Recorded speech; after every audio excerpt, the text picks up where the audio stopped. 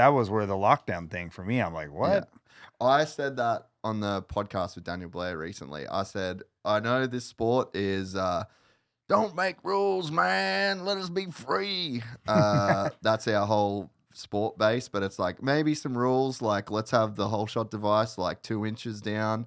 It's the same for everybody. But like when I saw the video of the Cowie test track, like leaving, we talked about that. I'm like, bro, are we going a bit too deep if that's where we need to be? I'll let you pop off on this one, MC. But I did always lobby to get the Holeshot device lower and lower and lower. Oh, but because for there's sure, so dude. much. There's so much torque. So And there's unlimited it's traction. such an advantage, yeah, to have it. No, I get that it. low. I get it, but I think it's dangerous now.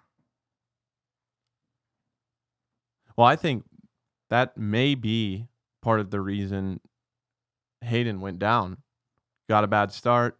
You go into the first lane. A lot of times, especially when there's a short start straight, your Holeshot device stays down. And then you have to hit the first jump and just spray and pray. Yep. Forks go up, and then you kind of don't know. You don't know which way you're going.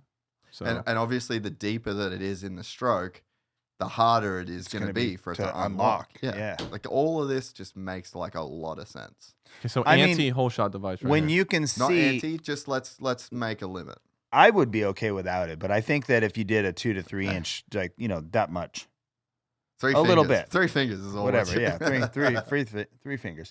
But I, when you see replays of the guys going down the start straight and the bike's bouncing, and the front's still not unlocking, it's staying down.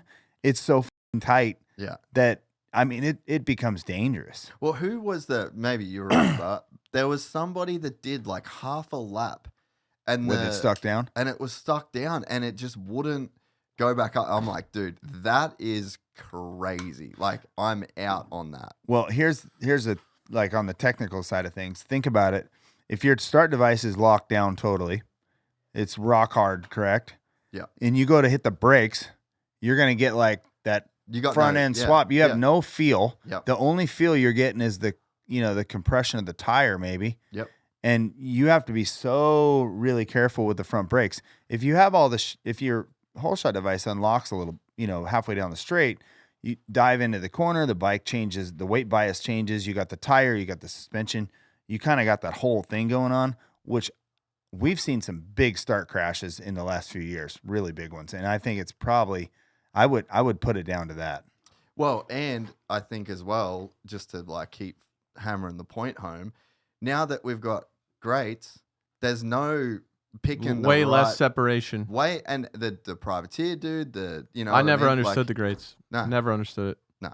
So I just think that the whole thing they've got the whole thing. The wrong. grates took a lot of like skill and finesse out of it too, which I was so much better of I You was a spend good your whole starter. life doing I was a that. good starter anyway, but I was even back in the day, MC. I love concrete starts. Like 'Cause that's you just had the because you technique. have to Yeah. finesse the clutch I so I know. much. I didn't mind either. Mammoth. but this is just dummy proof, and everybody's so close.